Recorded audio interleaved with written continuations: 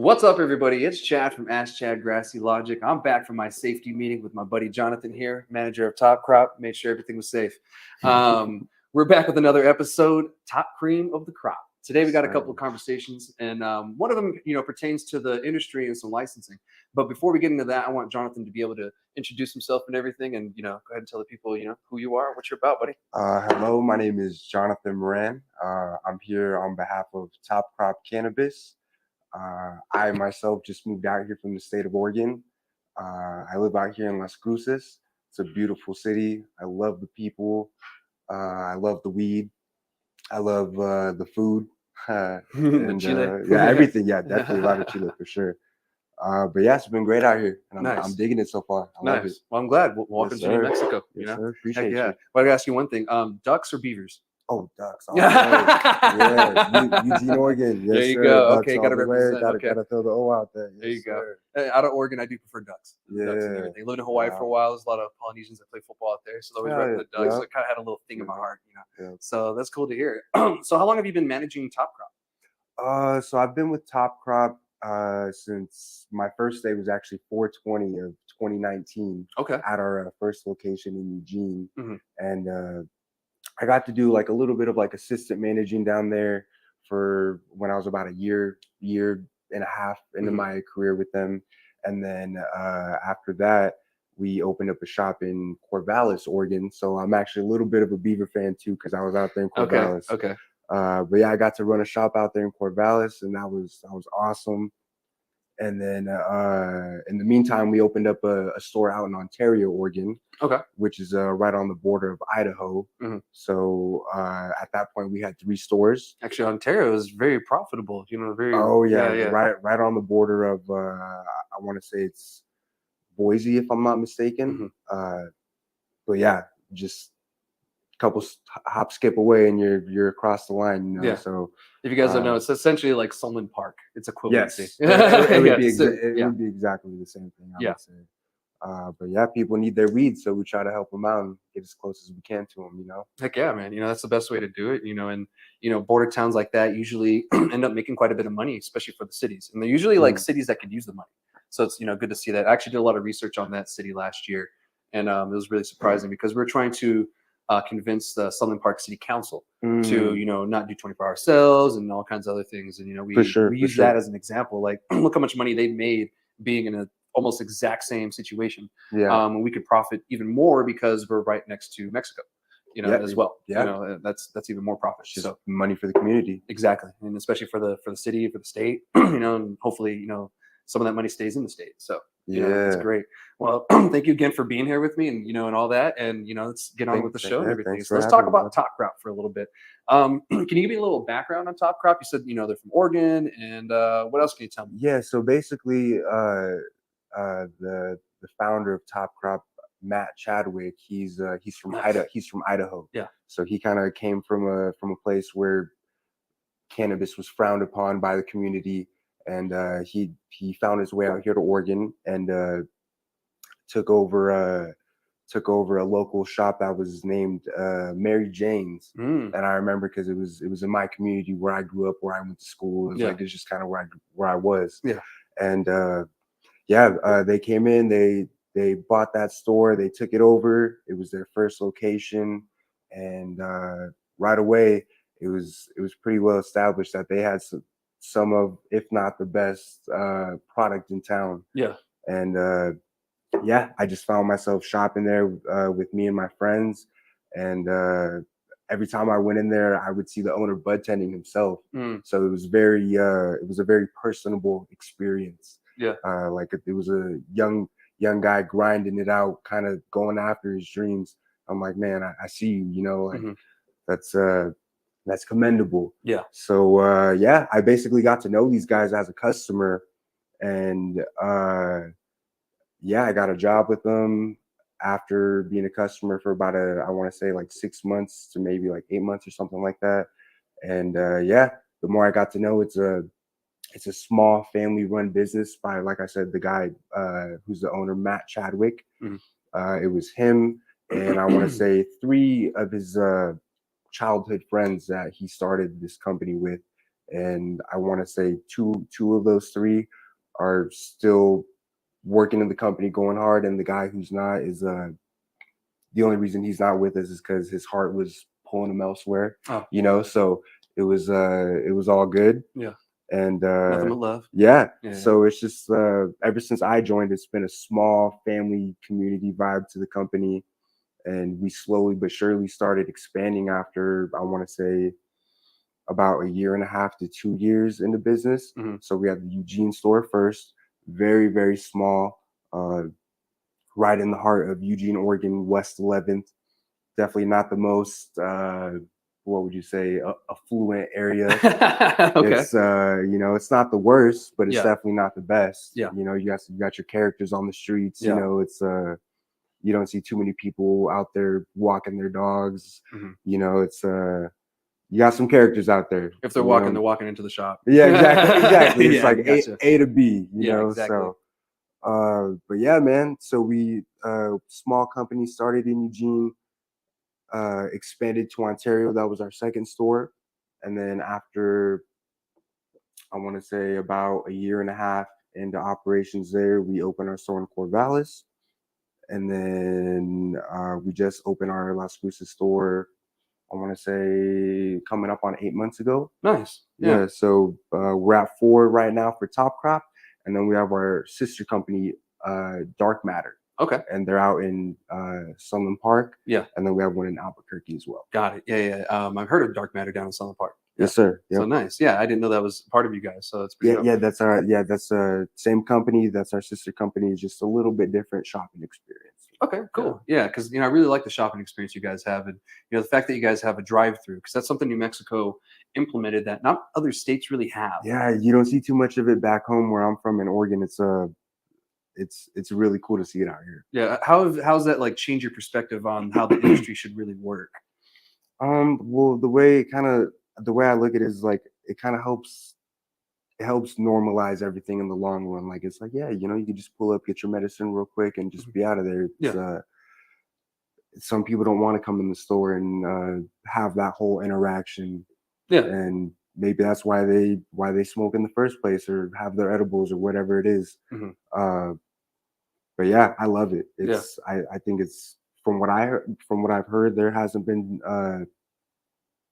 too many, if any, bad experiences with the drive-through around town. Yeah. So I'm a fan of it so far, for sure. And me too. And that's something that when I was an advocate, we pushed for that. We're like, we need drive-throughs. Like, why not? Like, why wouldn't you want to do drive-throughs? And now we allow, I think, drive-through alcohol sales. I think you have to like apply for it or something like that.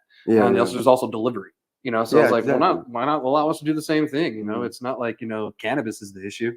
So that's great. So I've shopped at Top Crop many times. Oh yeah, and appreciate that. Yeah, it's right down the street from my house too. Yeah. And you guys are on a pre-order system.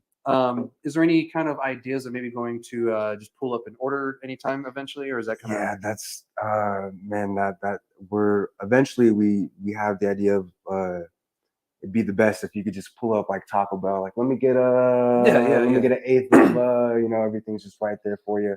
We're not there just yet, but we do plan to get there eventually. Nice. Yeah. And I kind of feel like the industry will kind of eventually get there too. There's a lot of red tape when it comes to the cannabis industry, anywhere. Oh yeah. And so this is just the beginnings. And so I just kind of wanted to ask because that could be something somewhere else too. Because I know most places in town, it's pre-order then pick up, at the window, which is fine. It doesn't take very long. I can order, drive there, and it's ready. Yeah, but it's pretty fast. But it would be awesome though to pull up and have a menu right there and just be able to at least take a second or two to maybe I don't want what I really thought. I could maybe get that right there. Yeah. I don't know. And I feel like it'd be more accurate on what you guys have, what's in stock, versus trying to refresh a web page. It's like right there. It's like, just brush it off the board or whatever, just take it off the board, or just cross it out.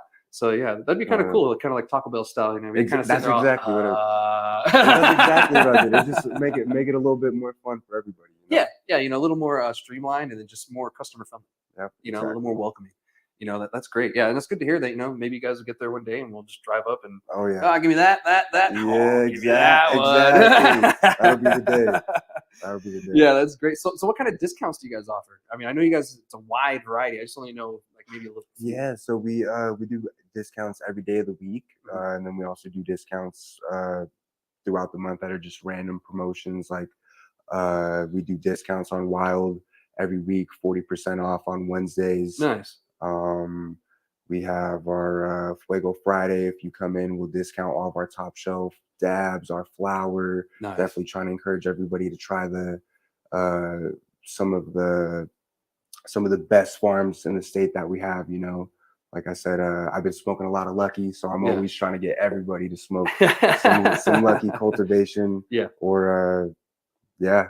Nice. Yeah, that's great. And do you guys just sell other people's product? Or are you guys producing as well, or plan to produce? So we definitely plan to produce. We're in the process of building out our own grow facility and extraction facility, but that's still kind of in the works right now. But yeah, in the meantime, we're just trying to sell the best of the best across the board of all of New Mexico. Hell yeah. And that's great because you guys are supporting local New Mexico. It's not like it's black market cannabis that you figured a way to get in and like, oh, it's New Mexico. It's actually New Mexico cannabis and these New Mexico companies. And that's what's really important that I saw right away coming into this company is if you show love to the vendors will take care of you in the long run. So it's so important to just take care of the people that you work with. Yeah. And that's what this industry is about, and what it should be about. So that's great that, you guys come in with that same concept here, and New Mexico, we can be kind of cliquey. Yeah, and that's anywhere, man. Like I said, I'm from Eugene, Oregon, where everybody claims to be a mad scientist when it comes to being a weed grower or a weed smoker, or just being a connoisseur. And it's just like, man, you can't tell anybody anything. So, like I said, just coming out here, the culture is just it's so refreshing. Like, I love it. Yeah, it is refreshing. And I forgot to ask this, and I have to because I'm a veteran. Do you guys offer a veteran discount? Of course we do. Heck of course we do. And most veterans have their medical discount as well if they have a medical card. So stacks. Yeah, stacks. Nice. Yeah, so it's a nice chunk that we like to add as a discount for our veterans that come. Yeah, and that's a benefit for me too. Being a patient, being a veteran, like that's beneficial on top of it. And then happy hour comes around, and it's even better. Yeah. So check that out and everything, guys. It's pretty cool. If you're a veteran, always ask for that veteran discount. Don't feel bad. Yeah. It's there for a reason. Never ever. Got to remind us. Yeah. They don't know you're a veteran unless you tell them or you show them. That's great. And so you mentioned like Lucky cultivation. So what is your favorite product or like cultivar at Top Crop? Oh man, it's so hard to choose. Like it's like asking like what's your favorite movie or what's your favorite food. Like it's that's true. Yeah. There's so many good ones. But for me, I'm a flower guy. I like to stick to smoking. So I really like Lucky cultivation, Matchbox Farms, High Noon cultivation. P37 does some really good flower. Grower Circle, they're starting to get pretty big out here, it seems like. But yeah, and there's so many more that are just coming through the door every day. Just everybody's there's so much out there that we don't even know about. So it's hard to say. It isn't. I mean, there's some that are just been there, but they're still finally getting together, and they're just getting up, and so we might hear them from this fall or whenever. So there's more and more coming all the time, and we'll get talking about grows and some licenses here in a second. But so Top Crops has like some of the top sales in the city. I really want to congratulate you guys on Appreciate that, man. Thank you. Everything. So I congratulate you. It means you guys are doing something good. You have a good team. You can't get it done without a good team. It starts with the people who are at the door. Without our bud tenders, we're nothing. Yeah. So we really try to go out of our way to take care of them and make sure they feel appreciated. That's good. That's good to hear because some places don't. And the bud tenders are very knowledgeable. They're very welcoming, and that's great to see. Every time I go, they're pretty dope. So what do you guys have planned next for Top Crop here in Cruces? More expansions, or just we got any events going on? I don't think expansions. I think really it's just we're trying to get our feet down and just really trying to submerge ourselves into the community. Like I said, with in terms of management, me and my roommate actually and manager alongside me, Antonio Westfall. We just got here, so we feel like we're barely just kind of getting our feet under us as well. Kind of. I barely just stopped using maps to get to and from work. Yeah. But that's the plan, man. Is just to kind of get our feet down here in town and just plan some events and kind of just really getting more involved with the community. You know, just Nice. tap in with the streets. You know, Nice. Yeah. Well, I can't wait to see what you guys have in store and what else is going to go on. oh So, yeah, very last question. It's two parts. Where are you guys located, and where can people find you on social media and the yeah. interwebs? We are on East Loman Avenue. I want to say it's 2240 Suite number 1. We're right next to Batteries Plus and Sally's Beauty. And Walgreens, I think, right? And Walgreens, Yeah. yes, Yeah. can't miss it. Yeah. Can't Yeah. miss it. It's right there in between it. They have the drive-through. It's right off the street. Yep. And our Instagram is top crop _NM. Double. Double. Don't forget that Double. double. That's because we Yeah. got deleted. So, Yeah, yeah. so we had to add the Everybody double on has. the second one. So, Yeah. Yeah. Yeah. Welcome know, to the party, the right? struggle, man. Instagram hates weed for some reason. Yeah. Oh, it hates everybody. It hates me. Mhm. You know, I posted something that wasn't even my weed. It just had, buds in the background. And I was like, you broke the rules. And I Yeah, was like, right? yeah, I'm sorry. Gone So for 30 days. yeah, and that's why, like shows like mine exist and everything. What I'm trying to do is, help everybody get out there without, getting taken down or something like that. Yeah, hell Because yeah, we're on a man. better platform. So, but thank you again. And we'll get on with the other conversations. And Yeah. thank you for representing Top Crop and, being in town and everything. Appreciate you, brother. Heck yeah. So moving on with another next conversation, guys. Thank you again to Top Crop for being here today. We're going to be talking about New Mexico, and well, we have some issues, but they're trying to claim that they're bigger issues than they actually are, and it has to deal with licensing. They're talking about licensing closure, and I'm talking about an article from the Santa Fe Reporter from Andy Lyman. Good friend of mine. We talk to each other, quite a bit. And, he's a reporter. I've known him for years, and he wrote some of this article that I'm going to be quoting. But I guess MLG, the governor, if you guys don't know, Michelle Lujan Grisham, MLG for short, and Swazi, along with, I guess, 100 other signatures, is what the article claims, and I don't really know exactly the number. And then they're saying that the industry leaders are wanting licensing closure, meaning they don't want any more licenses to come on. They want it to stay where it is, and they want the industry pretty much just to kind of halt doing new things and kind of adding new people. And the reason is because it's too saturated. What's your thoughts on that? And I was kind of talking to you about this earlier. Yeah. I might have a skewed perspective because I feel like this market is not saturated whatsoever because I'm from a state where it's just It went down to $1 a gram there. Yeah, exactly. It's Yeah. just it's crazy. It's just the oversaturation over there is just it's yeah.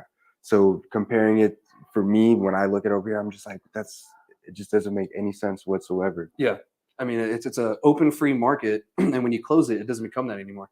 And New Mexico, we had a closed market when it came to alcohol, and even on medical cannabis side, we had 35 licenses out for the whole state, for the longest time, and they just would not open it, and they were afraid of oversaturation and this and that. But that's the thing about a market like this is you're going to have oversaturation at the beginning, and then the market naturally, levels out. That's kind of what's been happening in Oregon. Yes. I watched, it go like this crazy, all these farms come in, and then a bunch of farms went out of business and went down to $1 a gram. Mm-hmm. And I don't see us going anywhere near there because we don't have enough water, to really get to that point. For sure. We just don't have enough water. And we do have a black market issue, but that has to go back to oversight and regulation. Mm-hmm. It has nothing to do with oversaturation. Yes. It's just people had, and to be honest, it's probably a flaw within our tracking system too, because the tracking system is what's being manipulated. Very, very, very loose compared to what I'm used to back home. Okay. It's almost mind blowing. It's crazy. Really? I just feel like the tracking through BioTrack is just very, I don't know. Metric is not the best either, but it's always a double-edged sword, I guess you could say. Yeah, they both have their goods and their bads. But just unfortunately on our side, the bad or good for some people, I guess, is the fact that it could be manipulated to the point where exactly. For sure. An influx of black market cannabis, floods the market. Yeah. And that's been, probably our biggest downfall is that, because if that wasn't the case, then we wouldn't be so saturated at the moment. And I think these places that are oversaturated with illegal cannabis, they're going to go out of business anyway because they're not making relationships like you guys have with these farmers. Mm-hmm. They're not supporting local. They're buying out of state cannabis. Yep. They're bringing it in illegally. They're not playing by the rules, and they're doing it wrong. And that's one reason why things are going wrong. And we shouldn't blame oversaturation of licenses on that, because this is a natural process in any market. Yes. You know, and I hate to say this to people, but you knew what you were getting into when you got into this. You knew you could fail or you can make it. You know, there's only two ways to go.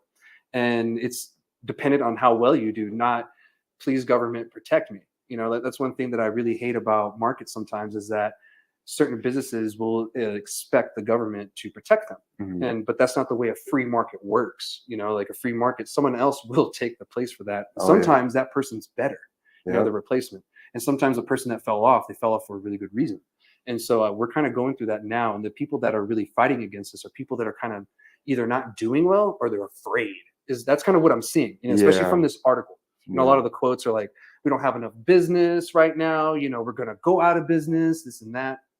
But for me, my worry is that if we close licensing, the way that we have the rules set right now, and the way that the local cities have set it up in the counties, is that out of state places are able to move in quicker into the establishments than a local person, because it takes a local person a little bit longer to get all the paperwork and everything and the funds together. So some people are still kind of building up. So if we do that, we're going to keep more New Mexicans out of this industry, because here in Cruces, we have a 300-foot barrier, and that's actually kept some local people from Las Cruces born and bred out of the industry altogether. And so we're still figuring out what rules and everything we need to do. And I kind of feel if we do this, we're going to do more harm than good, because the people that really deserve to be in this industry sometimes aren't in it yet. You know, they could sometimes just, you know, need a little bit more time to get set up. And so that's what I'm afraid of, is New Mexicans are going to miss out. And then everybody worried about this whole out-of-state takeover. Well, that's going to be easier to happen if we don't allow more, you know, local New Mexicans. And maybe we need to look at something with, okay, maybe newer licenses need to be New Mexican, you know, like something like that. Yeah, honestly, I want to say, if I'm not mistaken, I think they're doing that in New York. Yeah. And So that makes more sense to me. Like, let's not close licensing. Let's close licensing to out-of-state entities for however long. For sure. You know, because federal legalization is probably, I'm not going to say probably, there's a possibility of legalization or decriminalization happening this winter or fall with the federal government, because they gave us an update the other day that, you know, we're probably going to make a decision in fall. There's a lot of, you know, analysis over it. People are, you know, making assumptions. We don't really know what's going to happen, but we can plan for two different things. We can plan for it to stay the same, or we can plan for it to change. And that change has a branch on it. It's either going to be a good change or a bad change. And I can hope for the good change, which is decriminalization. I don't know about you, because decriminalization allows us to just be not scheduled at all, you know, and if they just lowered in the scheduling, that gives it pretty much just an oversight to all the big drug companies, and, you know, everybody else that's been set up pretty much just has to close down. So I kind of feel the only option that we have is decriminalization or nothing at all, you know, because if we just reschedule, we're just making bigger issues, you know, and a lot of people are going to go out of business. And so if we close the licensing, that's just going to make that issue even worse, because we're going to have even more closures once federal legalization comes, because people won't be able to get up to federal code. That's going to be our biggest hurdle, is people are not going to be able to afford to get their buildings up to code, because now we have to deal with federal regulations, or, you know, it's a lot of hoops to jump through, for sure. Yeah, it is. And, you know, being where you are, I'm sure you know, like, how many hoops there are already just on the state level. You know, we're going to have to deal with even more people on the federal level. So that's something that we have to keep in mind. We have to do this very smart. And I kind of feel New Mexico's taken a really progressive approach to legalization. I mean, what's your kind of, what you've seen in New Mexico, how we've approached legalization? How have you felt how it's going? Yeah, I mean, like I said, I'm still trying to read the community through my own personal experience. I come from a place where marijuana and cannabis aren't very taboo, and it seems like it still might be a little taboo here sometimes. But it's from but the other end of it, the cannabis community is definitely thriving. So it's I definitely see the progression from what I've heard from where it was a couple of years ago. Yeah, definitely. And I've studied, you know, all these states since about 2010 is when I really like started, you know, studying it. It started with, you know, Prop 8 in California that failed. And I've kind of just, you know, looked at other states ever since then. And, you know, I've watched Oregon, Washington, and California through all these years. And I've kind of seen, you know, the progression, the bad, the good, you know, what you guys did. And it kind of helped me when I was an advocate to come over here and say, okay, I've seen these other states. We've seen these other states, and they did this. Didn't work. We should probably not do that too. Yeah, for sure. You know, and there's certain times where actually something that worked in those states doesn't work here because we're so different. You Oh know, yeah, it's such a it's total it's different so landscape. different everywhere. Yeah, yeah, exactly. And that's one thing that I think people fail to, realize is that when you go to a new place, it's different. Mhm. Like I lived in Hawaii for about 4 years when I was in the military. Totally different. There's Yep. similarities. Don't get me wrong, not the landscape, but there are actually they have cactuses there, believe it or not. Yeah, yeah. There's some of the same cactuses we have here. They have over there. So weird. So yeah, it's a total different, thing over there. And Mhm. you can't just go in thinking it's going to be the same No, because for it's not. sure, for And sure. Different way of life. yeah, exactly. And so getting back to licensing and closing, I know that was kind of umbrellaed under it. Um, Keep in mind, guys, that MSO companies, if the licensing closes, they're just going to buy up the smaller ones that are going to go out of business anyway. And so we're just going to end up with what you guys are afraid of, what's going to happening for closing licenses. So, or at the same time, if we do that, we're going to be shooting ourselves in the foot. Because that's what happens in states that close licensing, out of fear. And I think Washington went through something like that for a little bit, right? Because Yeah, they I got think scared and so. closed, like shut it down I real think quick. so. I Yeah. think so. Yeah. And that kind of did a little weird thing to the market, and even now today, it's still a little weird. Pricing there, is better, but it's nothing close to Oregon. It's all over the place Yeah, back in Oregon. It's nice to have some stability out here for sure. yeah, definitely. You can kind of gauge where you're going. Albuquerque tends to have a little cheaper prices than like Las Mhm. Cruces in the south, but in the south you can see anywhere from like $8 to $13, Yeah. a gram.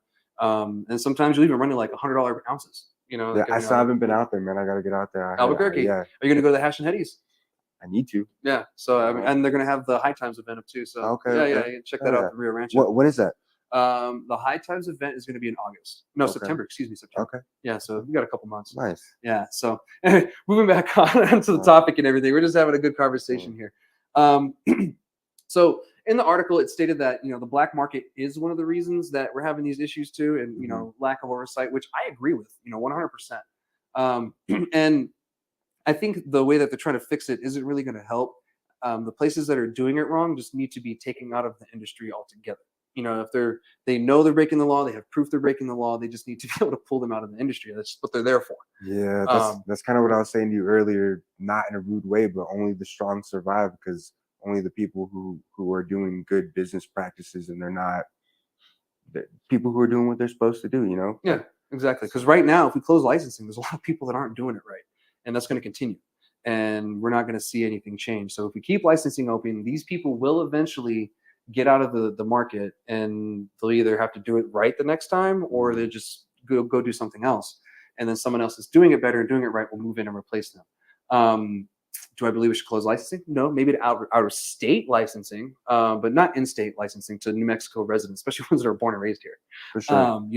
We should have as much of a chance as anybody else, and that's what No this doubt. was meant to do in the beginning. And closing it this soon, I think, would do more damage than it does good. I think people are just afraid. Businesses are afraid, and people that are going out of business, they just don't want to lose their livelihood, which I get. But at the same time, this is a business. This is the industry we all decided to get into. Yeah, everybody should get a chance to eat, for sure. No, for sure. Yeah. And we should all get a chance to eat and not given a time limit. Yep. Last time I got a time limit to eat was in basic training, and that wasn't fun. Sure. So don't do that to the market. So as I said, guys, and I've been saying this for months, the market will stabilize on its own. And that's what it's been doing. I mean, that's what everybody even from other states have been telling me. And that's what we've seen time and time again with every market. That's the way capitalism works. A new market always gets saturated, and then it gets evened out at the end. And the people that are doing it right, they have a good plan or everything, they're going to be there at the end of the day. So let's just not freak out, and let's kind of just keep on the same path. Just do what you got to do. Don't worry about others. This bubble and this whole time will pass, but let's not ruin it for others just because we're afraid. Like fear can do a lot to us, even ruin a whole industry. So that's all I have for this one. I mean, pretty much everything else that I had on here we already talked about. Well said though. Yeah, I appreciate it. Yeah, So do you have anything before we go on to the next topic? No sir. No, sir. cool. So moving on to the next topic, guys. That one's like near and dear to my heart. I've always believed in an open and free market, so that's why I talk about that so much. And hopefully, someone hears that, and changes their mind. So anyway, we're gonna move on. So this is a positive. So New Mexico's climate may lead to a smaller carbon footprint when growing cannabis. And some of you watching may already know what I'm talking about. And so I guess there was a studier done today. So there was a study done and it found that high levels of greenhouse gases and excessive energy use come from the cannabis industry. And that's actually been known for a very long time. I remember this being known way back before New Mexico even changed its medical cannabis laws. And it's due to indoor growing and the fact that, there's so much energy use. And I agree. I mean, trying to do calculations on some of these big grows and stuff, you have to take into account not just the lights, the fans, the dehumidifiers, anything that uses electricity, even your controllers, the controlling systems, they take up electricity. And so anytime that you have that, you're going to have electricity pooled.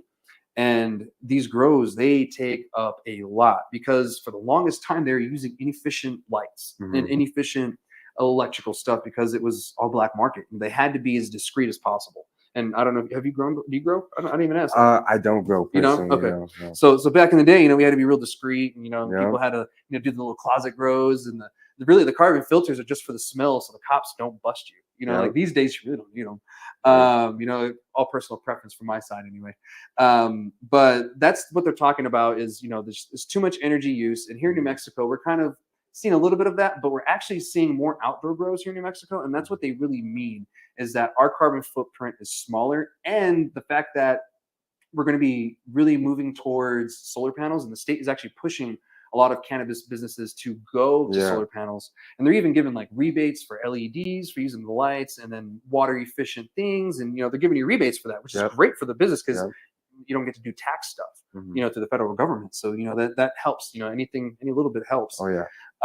So I mean, how would something like that help you guys in the long run too? I mean, it'd probably be cheaper cannabis. Yeah, I mean, just kind of like I was saying earlier, it's like you take care of the vendor and the vendor takes care of you. So it's whoever we're doing business, if they're thriving off of making that transition, then we're only going to thrive as their partner on the retail side. So it's just going to translate right through. Flows down the river. Yeah, it flows down the river. Yeah, exactly. And that's kind of where I was going with that, because if the growers do good, then everybody else does good. Exactly. If they can get their price point down per. That's all it comes down to. Is it's all these companies out here, man. Yeah. Like the dispensaries really themselves, it's like they're not really, none of us are much. It's all these people making these great products. Producing, manufacturing. We are the middlemen, but it's like we got to give them their credit. Yeah, and you guys do all the time. When I buy something from you, it doesn't say Top Crop made this. It says where is it from, who made it, et cetera, et cetera. So it's good. Some places don't do that.